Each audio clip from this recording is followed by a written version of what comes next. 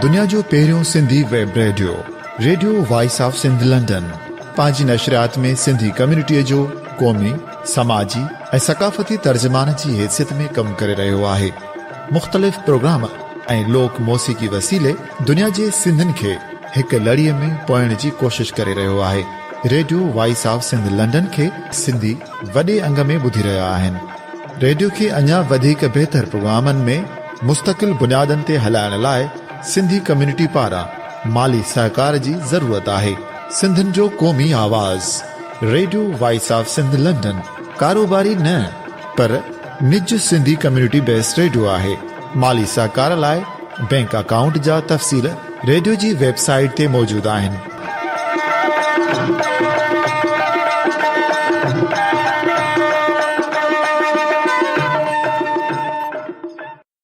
Radio voice of Sindh London जे program ख़बरुनि जी दुनिया अॼु 29 अप्रैल 2018 आछर जो ॾींहुं आहे। अॼु जी अहम ऐं ताज़ीन ख़बरुनि ते नज़र विझंदा था हलूं।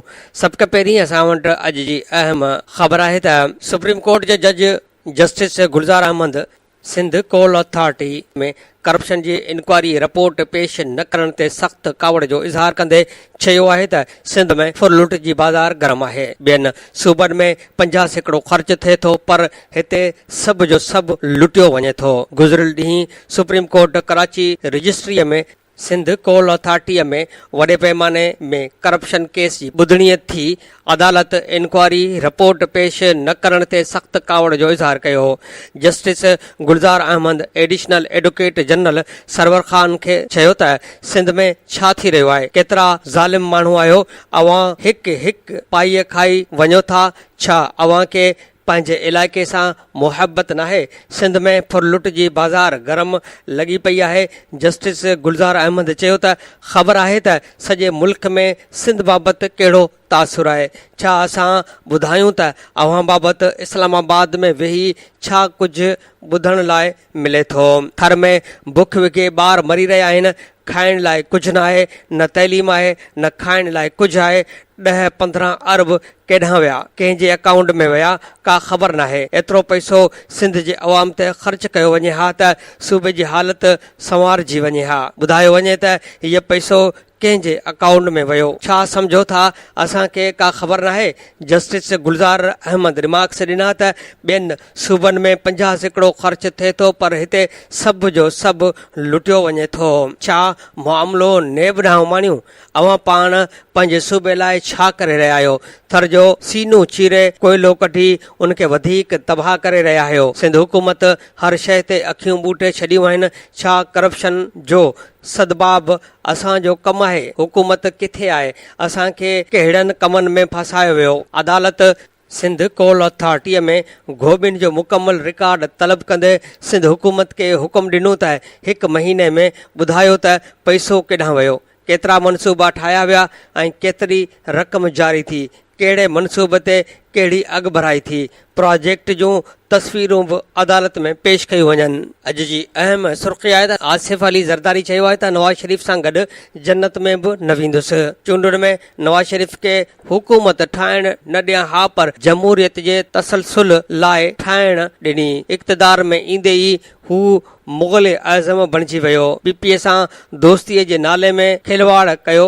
नवाज़ शरीफ़ ते एतमाद नाहे। फज़ल रहमान सियासी मुख़ालिफ़ हुअण बावजूदि ज़बान ॾिनी त फिरंदो नाहे। जाती अमराओ इलेक्शन खटींदा नाहिनि पर ठाहींदा आहिनि। चूंडुनि में का बि पार्टी अक्सरियत न माणींदी। पीटीआई खे पार्टी नथो सम्झां। इन चयो त नवाज़ शरीफ़ जी सोच जमहूरी न आहे, सिर्फ़ पंहिंजो सोचे थो।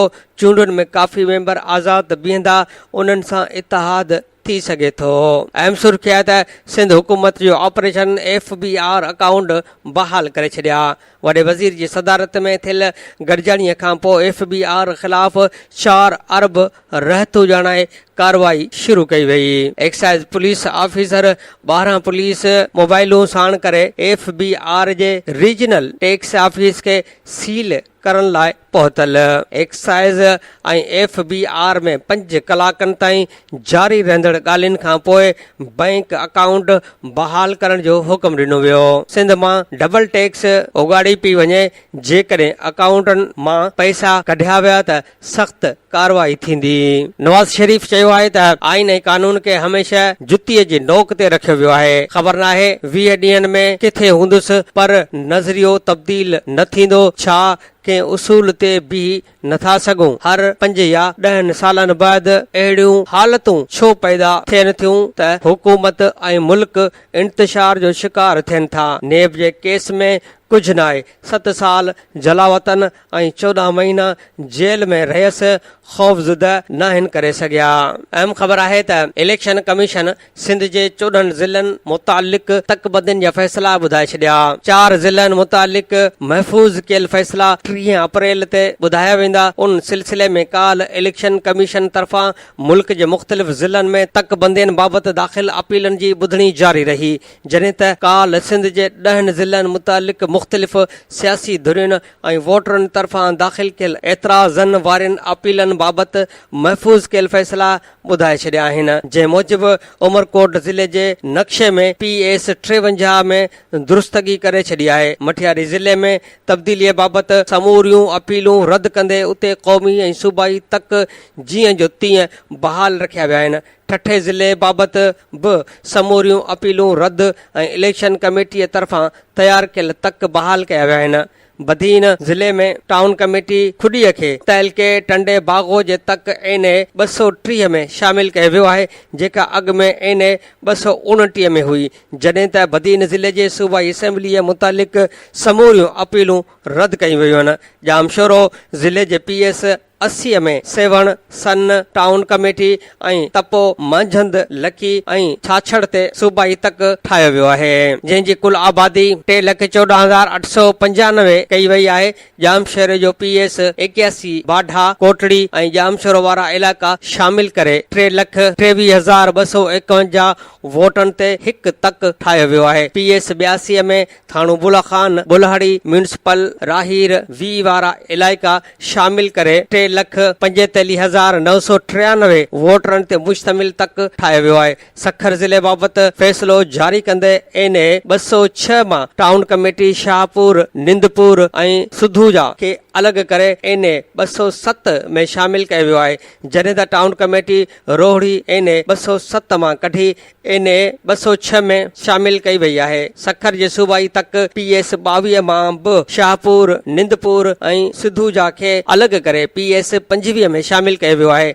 टाउन कमेटी रोहड़ी PS 25 मां कढी PS 23 में शामिल कई वई आहे, जॾहिं त टाउन कमेटी आरको पार ऐं TC संगरार PS 23 मां कढी PS 22 में शामिल कई वई आहे। ज़िले घोटकीअ जे क़ौमी तकनि मुतालिक़ समूरियूं अपीलूं इलेक्शन कमीशन रद्द करे छॾियूं आहिनि, जॾहिं त सूबाई तक PS 21 मां टाउन कमेटी साले महर खे अलॻि करे PS 20 में शामिल कयो वियो आहे। टाउन कमेटी जहांपुर खे PS 20 मां अलॻि करे PS 21 में शामिल कयो वियो आहे।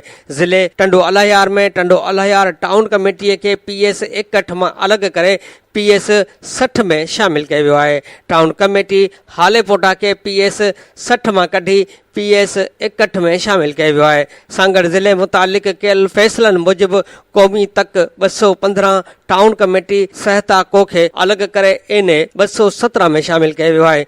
सूबाई तकनि में TC शोरको TC रावतियानीअ खे PS 41 मां कढी PS 46 में शामिल कयो वियो आहे, जॾहिं त TC साधनो ऐं TC बहराम मरीअ खे PS 43 मां कढी PS 41 में शामिल कयो वियो आहे। टाउन कमेटी रुकन बुरुड़ा खे PS 46 मां कढी PS 43 में शामिल कयो वियो आहे। टाउन कमेटी झंको खे PS 43 मां कढी PS 41 में शामिल कयो वियो आहे। ज़िले नौशरो फेरोज़ में आरिफ मुस्तफ़ा जतोई जी अपील मंज़ूर कंदे TC घेड़ गजूअ खे PS 5 मां कढी PS 34 में शामिल कयो वियो आहे। जॾहिं त कराची जे समूरनि ज़िलनि में मलीर समेत तब्दीलियूं कयूं वयूं आहिनि। हैदराबाद जे क़ौमी ऐं सूबाई असेंबली जे तकनि बाबति दाख़िल कयल समूरा एतिराज़ रद्द कया विया आहिनि। जॾहिं त मीरपुर ख़ास जे तकबंदियुनि ते महफ़ूज़ कयल फ़ैसिलो ॿुधाईंदे क़ौमी असेंबली जे तकनि बाबति दाख़िल एतिराज़ रद्द कया विया आहिनि। पर सूबाई तक PS 47, 48, 49 ऐं 50 ते दाख़िल अपीलूं मंज़ूर कयूं वयूं आहिनि। इलेक्शन कमीशन तरफ़ां खैरपुर ऐं थर बाबति दाख़िल एतिराज़नि ते महफ़ूज़ कयल फ़ैसिलो 30 अप्रैल ते ॿुधाइण जो ऐलान कयो वियो आहे। कराची मां असां वटि अहम ख़बर आहे त सिंध जे वॾे वज़ीर सैयद मुराद अली शाह PP चेयरमैन बिलावल भुट्टो ज़रदारी जे हुकुम ते दावत इस्लामी खे दारुल मदीना ठाहिण लाइ 150 एकड़ ज़मीन जी मंज़ूरी ॾेई छॾी। फौरी तौर ज़मीन अलाट करण लाइ बोर्ड ऑफ रेवेन्यू खे हिदायतूं जारी थी वयूं आहिनि। उन हवाले सां सिंध जे वॾे वज़ीर मुराद अली शाह PP चेयरमैन बिलावल भुट्टो ज़रदारीअ जे हिदायत ते कराचीअ जे मशहूर मज़हबी गिरोह दावत इस्लामीअ खे दारुल मदीना जे नाले सां आलमी यूनिवर्सिटी ठाहिण लाइ 150 एकड़ ज़मीन ॾियण जी मंज़ूरी ॾेई छॾी आहे। वज़ीर आला सेक्रेटरेट तरफ़ां उन हवाले सां senior member board of revenue खे उमानिल ख़त में ॼाणायो वियो आहे त PP चेयरमैन बिलावल भुट्टो ज़रदारीअ जे ऐलान ऐं हिदायत ते वॾे वज़ीर दावत इस्लामीअ खे 150 एकड़ ज़मीन अलाट करण जी मंज़ूरी ॾिनी आहे। बोर्ड ऑफ रेवेन्यू खे हिदायत कई वई आहे त हिन मामले ते जल्द अमल कयो वञे। वाज़े रहे त डिसंबर 2016 में बिलावल भुट्टो कराची में दावत इस्लामीअ जे मरकज़ फैज़ाने मदीना पहुची ईद मिलाद जे तक़रीब में शिरकत कई हुई, जिते हिन पाण दावत इस्लामी खे इस्लामाबाद जे तिर्ज़ ते कराची में बि मज़हबी यूनिवर्सिटी ठाहिण लाइ चयो हो। इहो बि वाज़े रहे त बेनज़ीर भुट्टो पिणु पंहिंजे दौर में दावत इस्लामीअ खे सुपर हाईवे ते मदरसे शहरी मदीना लाइ ज़मीन अलाट कई हुई ऐं दावत इस्लामी जे इस्लामाबाद में क़ाइमु कयल इस्लामिक यूनिवर्सिटी खे चार्टर PPP सरबराह आसिफ ज़रदारीअ जे सदारत दौरान सेनेट ऐं क़ौमी असेंबलीअ मां मिलियो हो ऐं हाणे उन रिवायत खे बरक़रार रखंदे कराची में दारुल मदीना आलमी यूनिवर्सिटी ठाहिण लाइ ज़मीन ॾिनी पई वञे। उन हवाले सां राब्ते करण ते वज़ीर आला हाउस जे तर्जुमान तस्दीक कई त वॾे वज़ीर मंज़ूरी ॾेई छॾी आहे। लाड़काणे मां बि असां वटि अहम ख़बर आहे त लाड़काणे भरिसां कचे वारे इलाइक़े में 2 धुरियुनि में खूनी झेड़ो थी पियो, जंहिंमें गोलियूं लॻण सबबि 3 ॼणा क़तल थी विया ऐं 5 ज़ख़्मी थी पिया आहिनि। ख़बर मूजिबि लाड़काणे भरिसां पीर शेर एट आकिल थाणे जे हद ॻोठ अली हसन जतोईअ में अली गोहर ऐं इलाही बख़्श जतोईअ जे धुर में चौपायो माल फसल में पवण तां झेड़ो थी पियो, जंहिं बैदि 2 धुरियुनि विच में मुंहमारी थियण खां पोइ 2 धुरियुनि हिक ॿिए मथां सिधी फायरिंग शुरू करे ॾिनी, जंहिं जे नतीजे में 3 ॼणा क़तल थी विया ऐं 5 ॼणा ज़ख़्मी थी पिया। क़तल थी वियल 3 ॼणनि जा लाश केतिरा ई कलाक वाक़े वारे हंधि पियल रहिया। 2 कलाकनि ताईं 2 धुरियुनि में फायरिंग जी ॾे वठि जारी रही, जंहिं सबबि इलाइक़े में ख़ौफ़ वारी सूरत हाल पखिड़िजी वई। 2 कलाकनि बैदि पुलिस अठालनि पहुची फायरिंग बंदि कराई ऐं झेड़े में क़तल थी वियल 3 ॼणनि जा लाश ऐं ज़ख़्मियुनि खे धार पुलिस मोबाइल ज़रिए चांडका अस्पताल जे हादसनि वारे शोबे में आंदो, जिते ज़ख़्मियुनि जी हालत ॻणती जोगी ॿुधाई पई वई। जॾहिं त क़तल थी वियलनि जा लाश पोस्टमार्टम बैदि वारसनि हवाले कया विया। क़तल थी वियल अली गोहर धुर जो ढिंगाणो जतोई ऐं ज़ख़्मियुनि में ओस्मान जतोई अली दोस्त जतोई शामिल आहिनि, जिन मां ओस्मान जतोई जी हालत ॻणती जोगी हुअण करे केस कराची मुंतक़िल कयो वियो आहे। ॿी धुर इलाही बख़्श जतोई जे मक़तूलनि में पिञल ख़ान जतोई, साहिब ख़ान जतोई ऐं ज़ख़्मियुनि में निसार जतोई, इलाही बख़्श जतोई ऐं हाजन जतोई शामिल आहिनि। झेड़े में ज़ख़्मी थियल जीअं ई इस्पताल पहुता त संदुन मिट माइट वॾे तइदाद में इस्पताल पहुची विया, जिते डॉक्टरनि ऐं अमले में पिणु ख़ौफ़ छाइजी वियो। होॾां झेड़े बैदि 2 धुरियुनि में छिकताइण वारी सूरत हाल पैदा थी वई आहे ऐं वधीक खून रेज़ीअ जो अंदेशो वधी वियो आहे। उन हवाले सां मक़तूल धिंगाणे जतोई जे माइट अब्दुल मजीद जतोई ॿुधायो त इलाही बख़्श जतोईअ जे धुर जो चौपायो माल असांजे ॿनीअ में पियो, जंहिं ते असांखे न मन कई त उन्हनि असां मथां सिधी फायरिंग करे ॾिनी, जंहिं जे नतीजे में असांजो हिकु नौजवान क़तल थी पियो ऐं 2 ॼणा ज़ख़्मी थी पिया आहिनि।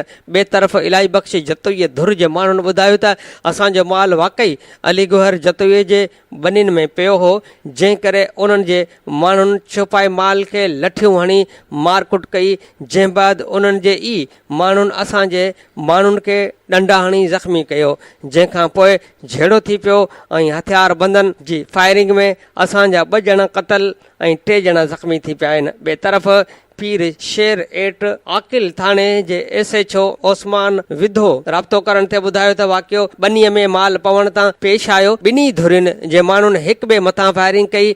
FIR बि मक़तूलनि जे वारसनि जी फरियाद ते धारदार दाख़िल कराई वेंदी। ॿिए तरफ़ टिन्ही मक़तूलनि जा लाश पोस्टमार्टम बैदि वारसनि हवाले कया विया। लाश घर पहुचण ते औरतुनि ॿारड़नि ऐं मर्दनि में कीहाट पइजी विया। वारस लाशनि सां छंबड़ी रोईंदा रहिया, जॾहिं त आख़िरी इतलान ताईं वाक़े जो केस दाख़िल न थी सघियो हो ऐं न ई का गिरफ़्तारी अमल में अची सघी हुई। ख़ैरपुर मां असां वटि अहम ख़बर आहे त ख़ैरपुर में सियासी अॻवान खमिजी वियो। 5 कलाक धरणो चेयरमैन तहरीक हक़ पाकिस्तान रहमान शाह खे बबरलो खां ईंदे डबल केबिन में हथियारबंद खंभे विया। बबरलो जा रहवासी क़ौमी शहरा ते धरणो हणी वेही रहिया। ख़ैरपुर में वकीलनि मुज़ाहिरा करे धरणा हया। 1:30 वॻे खां शाम ताईं लॻल धरणे सबबि हज़ारे गाॾियूं बीह रहियूं। पुलिस ॻाल्हियूं करे रोड खोलरायो। 24 कलाकनि अंदरि रहमान शाह आज़ाद न थियो त केस दाख़िल करण सां गॾु तहरीक हलाई वेंदी। अॻवाननि जो चिताओ। सूबाई सलाहकार ऐं MPA डॉक्टर सिकंदर शोरो चयो आहे त धमकियुनि ऐं डेॼारण वारी सियासत हाणे न हलंदी। मुख़ालिफ़नि खे ॿुधाइण चाहियां थो त अव्हां जे डेॼारण वारी सियासत न हलंदी। ही दौर प्यार जी ॿोलीअ जो आहे। ॼाम शोरे जी अवाम सुजाग थी चुकी आहे। धमकियुनि दाबनि वारी सियासत खे रद्द करे ज़ुल्म जो ज़ंजीरूं टोड़ियूं आयूं आहिनि। हिन चयो त हितां जा माण्हू सभु सम्झनि था, अगरि अव्हां धमकियूं ॾींदा, जेतिरो माण्हुनि खे रोकींदा ओतिरो ई काफ़िलो वधंदो। हिन अवामी मेड़ाके खे ख़िताब कंदे वधीक चयो त अवाम अॼु बि PPA सां गॾु आहे। ईंदड़ इलेक्शन में कामयाबी माणींदासीं। हैदराबाद मां बि असां वटि अहम ख़बर आहे त एक्शन फोरम हैदराबाद चैप्टर खे 10 साल मुकमल थियण जे मौक़े ते मुल्क जे सुजाण औरतुनि चयो आहे त वेफ जे प्लेटफॉर्म तां जागीरदाणे दौर में साह खणंदड़ औरतुनि खे समाजी बराबरी ॾियारण ऐं इंसाफ़ ते ॿधल समाज जोड़े ई दम खणंदियूंसीं। 10 सालनि जो सफ़र इहो ई अज़म खणी पूरो कयो आहे। अहिड़ो इज़हार हिननि काल women action forum Hyderabad chapter खे 10 साल मुकमल थियण जे मौक़े ते हैदराबाद में खाना बदोश राइटरनि कैफ़े में सजायल जशन वारे मेड़ में कयो। वेफ लाहौर जे मरकज़ी अॻवान निगहद सईद ख़िताब कंदे चयो त वेफ जे मुल्क जे औरतुनि लाइ हलायल तहरीक जी डिघी तारीख़ आहे। हैदराबाद चैप्टर जे साथियाणियुनि खे ॾिसंदे असांखे हाणे इहो यकीन थी वियो आहे त वुमेन एक्शन फोरम खे अॻिते वठी वञण वारियूं साथियाणियूं पैदा थी वियूं आहिनि। असांखे हैदराबाद चैप्टर ते फ़ख़ुरु आहे। वेफ जूं 4 साथियाणियूं असां खां विछड़ी वयूं, जिन जे विछड़ी वञण जी उमिरि बि न हुई। हिन चयो त असां औरतुनि ते थींदड़ ज़ुल्म ख़िलाफ़ सुप्रीम कोर्ट मां केस खटिया आहिनि। अञा बि केस इल्तवा हेठि आहिनि। वेफ अॻवान उज़मा नूरानी आसमा जहांगीर खे भेटा पेश कंदे चयो त आसमा जहांगीर असांजी बहादुर साथियाणी हुई। पाकिस्तान में औरतुनि जे हक़नि लाइ थींदड़ जिदोजहद जा बुनियाद आसमा जहांगीर विधा। औरतुनि जे हक़नि खां वठी इंसानी हक़नि जे हवाले ताईं आसमा जहांगीर जो वॾो नालो आहे। आसमा जहांगीर जे विछोड़े खां पोइ असांखे लॻो त असां हिकु वॾी जिदोजहद वारे रस्ते खां महरूम थी विया आहियूं। आसमा जहांगीर हिन मुल्क जी इस्टेब्लिशमेंट खे सरेआम ललकारियो। सिंधियाणी तहरीक जी अॻवान सदर ज़ाहिदा शेख खे भेटा पेश कंदे हूर निसा पली जे चयो त ज़ाहिदा शेख सिंधियाणी तहरीक सां वागिल हुई। जॾहिं सिंधियाणी तहरीक जो नालो ईंदो त ज़ाहिदा शेख जो नालो बि ज़रूरु ईंदो। ज़ाहिदा शेख सिंध सां थींदड़ नाइंसाफ़ियुनि, औरतुनि सां थींदड़ ज़ुल्म ऐं नाइंसाफ़ियुनि ख़िलाफ़ जिदोजहद कई। ज़ाहिदा शेख कमांडर ऐं बहितरीन मुहाफ़िज़ हुई। हिन जहिड़ी वरी का बहादुर औरत पैदा न थींदी। मधिया गोहर खे भेटा पेश कंदे नामियारे ड्रामा राइटर ऐं लेखक अथिया दाऊद चयो त मधिया गोहर जा समूरा ड्रामा औरतुनि जे मसइलनि जे हवाले सां हूंदा हुआ। हिन अजोका थिएटर जो बुनियाद विधो। हिन थिएटर ड्रामनि ज़रिए औरतुनि सां थींदड़ ज़ुल्म ख़िलाफ़ आवाज़ बुलंद कयो। मधिया जिदोजहद करण दौरान जेल में बि वई। मधिया आख़िरी ॾींहं में कैंसर सां मुक़ाबिलो कंदे जीअंदी रही। मधिया असांजे उस्ताद हुई। हिन खां घणो कुझु सिखण लाइ मिलियो। वेफ अॻवान ऐं दानिश्वर नाज़िश बिरोही चयो त जिनसी तौर ते हरासां थींदड़ औरतुनि हाणे ॻाल्हि लिकाइनि नथियूं, पर उन ख़िलाफ़ आवाज़ बुलंद कनि थियूं ऐं इंसाफ़ लाइ जिदोजहद कनि थियूं। औरतुनि जी ज़िंदगीअ में हाणे तब्दीली अची रही आहे। यूनिवर्सिटियुनि में छोकिरियूं वधीक दाख़िला वठी रहियूं आहिनि। हिन चयो त ॿारड़नि जे पैदा थियण जे शरह घटिजी वई आहे। अॻु 16 सालनि में शादियूं थींदियूं हुयूं, हाणे 22 वरनि जी ॼमार में शादी थिए थी। वेफ हैदराबाद चैप्टर जी अॻवान डॉक्टर इरफान मल्हा कंपेयरिंग कंदे चयो त मासूम नियाणियुनि सां ॾाढाई कंदड़नि खे जानवर चवणु जानवरनि जी तौहीन आहे। जानवर बि मासूम हूंदा आहिनि, पर हीअ वहशी आहे। हिन चयो त women action forum Hyderabad chapter औरतुनि जे हक़नि खां सवाइ अक़लियतनि सां थींदड़ ज़ुल्म, जरगन, मज़हबी इंतिहा पसंदी ऐं दहशतगर्दीअ ख़िलाफ़ जिदोजहद कई आहे। नियाणियुनि जे तहफ़ुज़ लाइ मंज़ूर पश्तीन जहिड़े नौजवान जे पैदा थियण जी ज़रूरत आहे। वेफ अॻवान अमर सिंधु चयो त सिंध जे नीम जागीरदाराणी ऐं नीम क़बाइली दौर में वुमेन एक्शन फोरम पंहिंजो 10 सालनि जो सफ़र पूरो कयो आहे। हीअ सफ़र को आसान न हो। हीअ हिकु तारीख़ जो सफ़र आहे।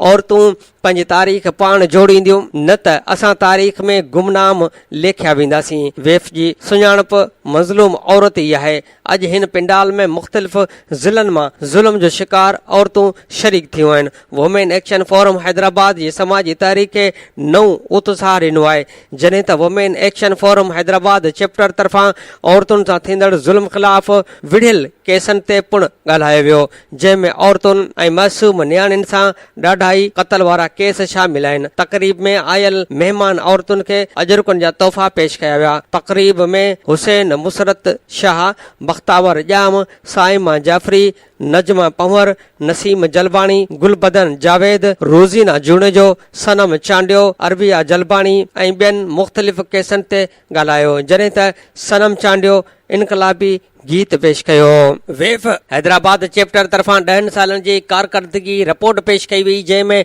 सिंध जे मुख़्तलिफ़ ज़िलनि जे मुतासिर औरतुनि खे इंसाफ़ ॾियारण जी रिपोर्ट शामिल हुई। वेफ अॻवान हुसैन मुसरत ऐं नसीम मुसरत ॿुधायो त वेफ नाज़िया सोलंगी, आरफा बबुर, ताहिरा खोसो, शाज़िया अबड़ो, सदोरी ख्वाजा, शाहिदा चांडियो, साहिब ख़ातून मीराणी ऐं शबाना बिरोही क़तल केस में जवाबदारनि खे गिरफ़्तार कराए सज़ा ॾियारण में मुख्य किरदारु अदा कयो। जॾहिं त जोहीअ में ज़ुलेखा लिक़ारी इज्तमाही लजा लुट केस, ज़ीनत भइयो केस, अला बचाई मल्हा, माई अला वधाई, नवीद कल्होड़ो, मुक़द्दस आराई इज्तमाही लजा लुट, मोता भील इज्तमाही लजा लुट केस में मुतासिरनि जी कानूनी ऐं ॿी मदद कई वई। वेफ तंज़ीम सीता केस, ठठो केस ऐं सांगड़ केस में औरतुनि खे इंसाफ़ ॾियारियो। वुमेन एक्शन फोरम जे जशन वारी तक़रीब में मेहड़ शहर में ॾाढाईअ जो निशानो बणियल काइनात सुमरो पंहिंजो दर्द ओरींदे ॿुधायो त मूंखे 13 वरनि जी ॼमार में 6 जवाबदारनि पाड़े जे दुकान तां सामान वठण बैदि ॾाढाई जो निशानो बणायो। हिन चयो त असांखे अॼु ॾींहं ताईं इंसाफ़ न मिलियो आहे, पर इंसाफ़ उहो थियो जो मुंहिंजे भाउ साबिर खे क़तल कयो वियो। भाउ जेल मां निकितो त जवाबदारनि खेसि क़तल करे छॾियो। जरगो न करण ते 4 भाउरनि ऐं पीउ ग़ुलाम नबी ख़िलाफ़ कूड़ा केस दाख़िल करे हिकु भाउ खे क़तल कयो वियो। इंसाफ़ ॾियण वारनि खे शायदि कुझु ॿुधण में नथो अचे। वॾेरा नियाणियुनि सां ॾाढाई करे वरी उन्हनि खे क़तल कनि था। पुलिस केस हलाइण लाइ रुश्वत घुरे थी। अदालतूं बि इंसाफ़ न ॾेई सघियूं। इन चयो त मूंखे उमेद आहे त मूंखे हिकु न हिकु ॾींहुं इंसाफ़ मिलंदो। ॻोठनि जे वॾेरनि कारो करे मारण लाइ जरगो करणु पेचायो, पर मुंहिंजे भाउरनि ऐं पीउ मुंहिंजो साथ ॾेई जरगे खां इनकार कयो। पंगरियो में भूरे भील जे लाश सां थियल वाक़े बाबति तकलीफ़ वारे लहजे में ॻाल्हाईंदे मोती भील ॿुधायो त अञा ताईं असां सां इंसाफ़ न थियो आहे। पुलिस ऐं हुकुमराननि रुगो ॻाल्हियूं कयूं, असांखे को बि इंसाफ़ न मिलियो आहे। इंसाफ़ ॾियारियो वञे। भूरे भील जो लाश कढी उछलाइण वारा अञा आज़ादु आहिनि। जॾहिं त ठुल मां अगवा कयल फज़ीला सरकीअ जे माउ होशगारूं ॾींदे चयो त असांजो वॾेरनि खे को बि ॾुख नथो थिए। असां हर शहर में बुख हड़तालूं कयूं आहिनि, पर न असांजे वॾेरनि ॿुधी न पुलिस असांजे ॿुधी आहे। जीअं मुंहिंजे फज़ीला गुम आहे, तीअं कंहिं वॾेरे जी फज़ीला वञे हा त उनखे ख़बर पवे हा। वॾेरा इल्ज़ाम हणंदे चवनि था त फज़ीला जी माउ रोडनि ते वेही क़ुर खणी पिने थी। इन चिताव ॾींदे चयो त जेकॾहिं फज़ीला बाज़ियाब न थी त फज़ीला जे बाज़ियाबी लाइ एहतजाज कंदे असां पाण खे बाहि ॾेई साड़ींदासीं। नवाब शाह जे राबिया मरीअ धीअ ॼणण ते मुड़ुस तरफ़ां कुहाड़ियूं हणी ज़ख़्मी थियल पंहिंजी भेण शाज़िया मरीअ जे ॾुख जो दास्तान ॿुधाईंदे चयो त इहा कहिड़ी माउ आहे जेका नियाणीअ खे जनमु ॾियण लाइ मौत जे मुंहं में वञे।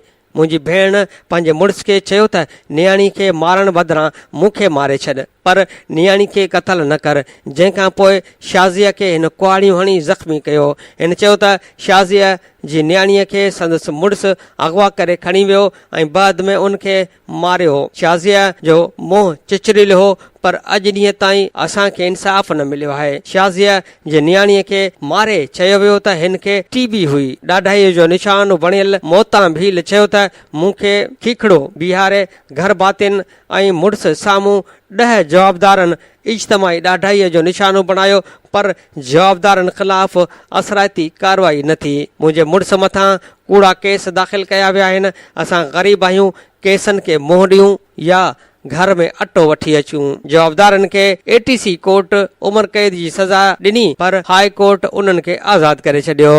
वोमेन एक्शन फोरम जे जशन वारे मेड़ में सॼी सिंध मां ज़ुल्म जो शिकार नियाणियूं क़तल अगवा कयल ऐं ज़्यादतीअ जो शिकार नियाणियुनि जा वारिस पंहिंजा दर्द ऐं दह खणी पहुता त वेफ जो 10 सालनि जो जशन ॾुख में तब्दील थी वियो।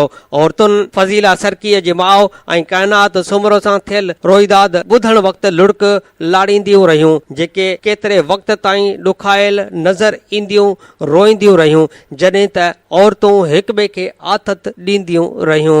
मोता भील जे वकील कलंदर बख़्श लिगारी जशन वारे मेड़ में ॻाल्हाईंदे चयो त अॻु में मोता भील केस बाबति हाई कोर्ट में 3 कलाक दलील हलंदा हुआ, जॾहिं त हिकु सुनवाईअ ते मूंखे ऐं मुतासिरनि खे न घुरायो वियो।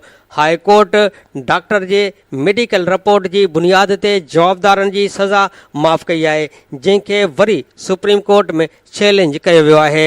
हैदराबाद में खाना बदोश राइटर्स कैफे में वेफ हैदराबाद चैप्टर खे 10 साल मुकमल थियण ते कोठायल तक़रीब जो इफ़्तिताह औरतुनि जे तराने सां कयो वियो। तराने वक़्तु अमुन जा पखी उॾाया विया। तक़रीब में आसमा जहांगीर, मदिया गोहर, ज़ाहिदा शेख खे भेटा पेश कंदे संदुनि तस्वीरनि आॾो मेण बतियूं ॿारियूं वयूं। तक़रीब में women action forum Hyderabad chapter जे 10 सालनि जे जशन जो केक काटियो वियो। तराने वक़्तु औरतूं तंज़ीम जो झंडो ऐं पोतियूं हवा में लहराईंदियूं रक़्स कंदियूं रहियूं। राति देर ताईं थर जे लोक फनकार ज़ैनब ऐं मारोल सुरनि जी वर्खा करे राग सां औरतुनि खे भेटा पेश कई। दाबेजी में असां वटि अहम सुर्खी आहे त दाबेजी में पीअण जो पाणी बंदि करण ख़िलाफ़ शहरियुनि जो धरणो। शहरियुनि औरतुनि ऐं ॿारनि सां गॾिजी मुज़ाहिरो कयो। क़ौमी शहरा 2 कलाक ताईं धरणो हणी बिला करे छॾियो। सवें गाॾियुनि जूं क़तारूं लॻी वयूं। DSP ॻाल्हियुनि बैदि एहतजाज ख़तमु कराए छॾियो। हफ़्ते खां पीअण जो पाणी बंदि कयो वियो आहे। केर बि ॿुधण लाइ तयारु नाहे। मुतासिरीन जो चवणु हो त चूंडियल नुमाइंदा रुगो वोट वठण लाइ ईंदा आहिनि। पाणी बहाल न थियो त वरी एहतजाज कंदासीं। हैदराबाद मां असां वटि अहम सुर्खी आहे त हैदराबाद में औरत क़ैदियुनि खे अदालत आणण लाइ हिकु बि गाॾी नाहे। वुमेन जेल तोड़े दारुल अमान मां औरत क़ैदियुनि खे अदालत में आणण लाइ इख़्तियारनि धार गाॾियूं ख़रीद न कयूं। हुसड़ीअ में क़तल कयल ॿारड़ीअ जे केस में गिरफ़्तार शहरबानू कलेरीअ खे मर्द क़ैदियुनि जे गाॾीअ में आंदो वियो। शहरबानूअ खे मर्द क़ैदियुनि जे मज़ा में अॻियां विहारियो वियो ऐं साॻी गाॾीअ में विहारे वापसि जेल मुंतक़िल कयो वियो। औरत एहलकार जो चवणु हो त मजबूरी में सेंट्रल ऐं नारा जेल जे क़ैदियुनि जी गाॾीअ में क़ैदी औरतुनि खे सवार करे पहुचाईंदा आहियूं। क़ैदी औरतुनि खे खोली न हुजण सबबि उस में बीही इंतज़ार करण ते मजबूर आहियूं। सुनवाईअ ते ईंदड़ क़ैदी औरतुनि लाइ धार खोलीअ जो बंदोबस्त बि न कयो वियो आहे। सुनवाईअ बैदि क़ैदी औरतूं जेल मुंतक़िल थियण लाइ गाॾीअ जे इंतज़ार में हूंदियूं आहिनि। ॿार क़ैदियुनि खे आम ऐं ख़तरनाक क़ैदियुनि सां गॾु गाॾीअ अंदरि अदालतुनि में आंदो वेंदो आहे। पुलिस ज़रिया सेंटर नारा ऐं 15 ज़िलनि जे सभु जेलनि जे क़ैदियुनि लाइ सिर्फ़ 3 गाॾियूं आहिनि। अहम सुर्खी आहे त जस्कम चेयरमैन अब्दुल वाहिद आरीसर जी 30 वरसी जूं तयारियूं शुरू कई वयूं आहिनि। सैयद जे फिक्री शाहरे आरीसर जी वरसी में शिरकत लाइ क़ौम परस्त अॻवाननि खे दावतूं ॾिनी वेंदियूं। साईं GM सैयद जे वरसीअ ते सन जो घेराव करण मुज़मत जोॻो अमल आहे। जस्कम ठठे मां असां वटि अहम ख़बर आहे त ठठे में वधंदड़ बदअमनी फुरलुट ऐं पुलिस ख़िलाफ़ STP जे सॾ ते धरणो हणी क़ौमी शहरा बिलाक कयो वियो। उन ॾिस में ज़िले अंदरि वधंदड़ बदअमनी फुरलुट चोरियुनि फुरियुनि मंशियात ऐं गुटके जे आम वाहपे ते ठठो पुलिस पारां ज़ाब्तो न आणण वारे अमल ख़िलाफ़ सिंध तरक़ी पसंद पार्टी ज़िले ठठो पारां ईदी सेंटर ठठो खां STP अॻवान सैयद जलाल शाह नाथो बिरोही इम्तियाज़ समूह राजो कुरैशी सत्तार मीराखोर ऐं ॿियनि जी अॻवानीअ में हिकु वॾी एहतिजाजी रैली कढी वई, जेका मुख़्तलिफ़ रस्तनि खां थींदी प्रेस क्लब अॻियां क़ौमी शहरा ते पहुती मछरियल माण्हुनि 1.5 कलाक ताईं रोड ब्लॉक करे छॾियो, जंहिं सबबि गाॾियुनि जूं वॾियूं क़तारूं लॻी वयूं। रैलीअ में तहरीक इंसाफ़, वापारी, शहरी ऐं ॿियूं सियासी समाजी तंज़ीमूं शामिल थी वयूं, जंहिं दौरान पुलिस ख़िलाफ़ नारेबाज़ी कई वई। उन मौक़े ते जलाल शाह, नाथो बिरोही, सत्तार मीराखोर, इक़बाल जाकरो, आज़ाद असग़र बिरोही, इम्तियाज़ समूह ऐं ॿियनि ख़िताब कंदे चयो त ठठे ज़िले अंदरि ॾोही वारदातुनि में वाध अचण सबबि शहरी अदम तहफ़ुज़ जो शिकार थी विया आहिनि। ॾोहारी खुले आम घरनि में दाख़िल थी सामान खणी वञनि था ऐं पाड़नि मां गाॾियूं मोटरसाइकिलूं चोराइण सां गॾु दुकाननि जा पिणु दरवाज़ा टोड़े आसानीअ सां चोरी ऐं फुरलुट करे फ़रार थी वञनि था। पर पुलिस न ॾोहनि ते ज़ाब्तो आणण लाइ तयारु आहे, न ई वरी चोरियुनि ऐं फुरुनि में मुलवस ॾोहारियुनि खे गिरफ़्तार करे सघी आहे। हिननि चयो त ज़िले जा थाणा वंगारी ऐं सिफ़ारिशी SHOs जे हवाले कया विया आहिनि। ज़िले अंदरि गुटके ऐं मंशियात ते पिणु ज़ाब्तो आणण लाइ तयारु न आहे ऐं पुलिस ॾोहारियुनि तोड़े मंशियात फ़रोशनि जी मददगार बणियलु आहे।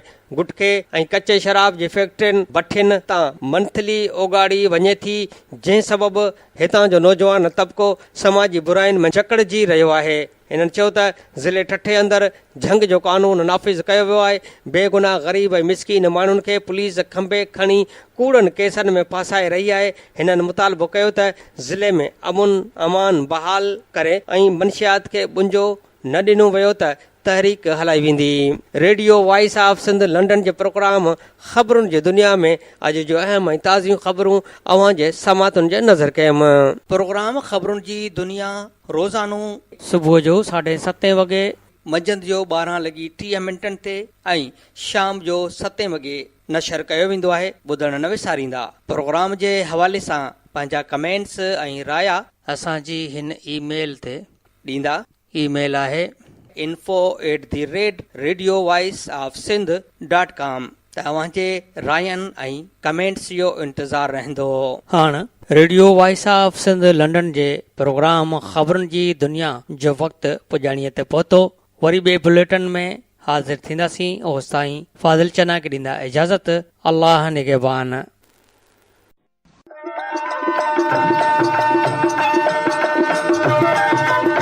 दुनिया जो पहिरियों Sindhi web radio radio voice of Sindh London पंहिंजी नशरियात में सिंधी कम्युनिटीअ जो क़ौमी, समाजी ऐं सक़ाफ़ती तर्जुमान जी हैसियत में कमु करे रहियो आहे।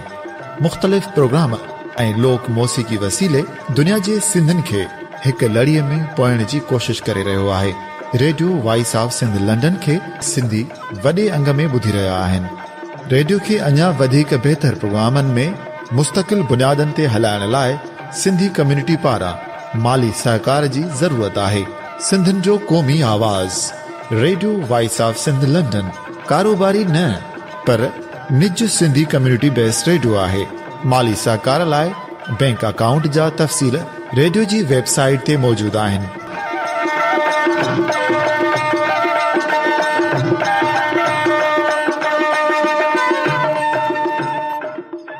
अवां जी समातुनि ताईं radio voice of Sindh London